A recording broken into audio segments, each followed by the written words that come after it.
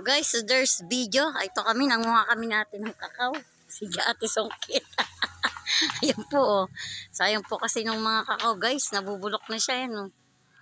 Ayan po yung mga bulok na kakao. Oh. Sige, ate.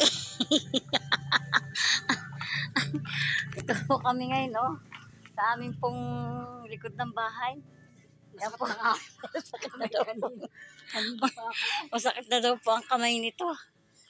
Gamas po, oh. Nagamas po kami dito, oh. Kahit kainitan, no? Yung mga samper. Ayan, sige ate, hatak. Yun po yung kakao. Hindi makuha-kuhain po. Nasa dulo, ang laki, oh. Oh, ayan.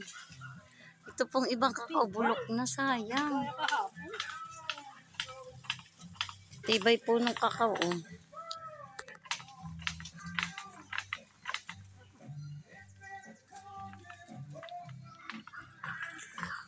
Madami po kami ditong tanim ng San Fernando sa likod ng aming bahay. Tapos may puno kami ng nyug. Ayan po, guys. Nagagamas-gamas po kami at baka po kami ahasin na.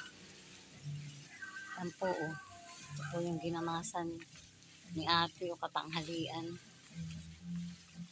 O ayan, oh, inulundoy-lundoy na niya, oh. Hala ate, sige. Lundoy nga ni. Wala na po siyang lakas. Yan. Ito po yung likod ng bahay namin, guys. Yan po yung ate ko, oh. Pinipilit pong sukat, sayang po. Yun na lang bunga. Ba't kaya nabubulok ang kakao? Ano? Ikaw kasi nabubulok ang mga kakao. Ayan. Nabubulok po ang kakao.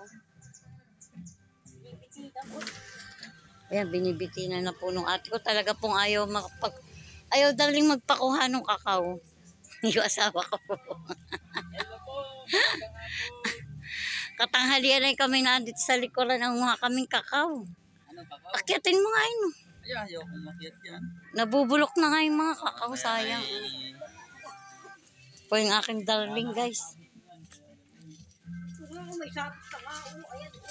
May sabit nga, huy.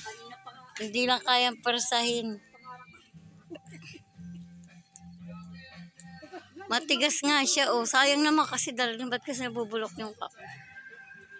Mamaya. Hindi na pala natitimbang ang mga andan po plastic dito, oh. Hindi. Yan ba plastic natin, hindi na natitimbang? Giba na po yung aming kusina dito sa likod, oh. Giba na po siya.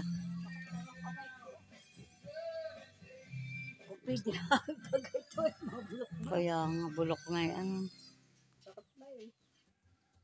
Puno po kami ng dito. God bless po. Ingat po lagi tayo.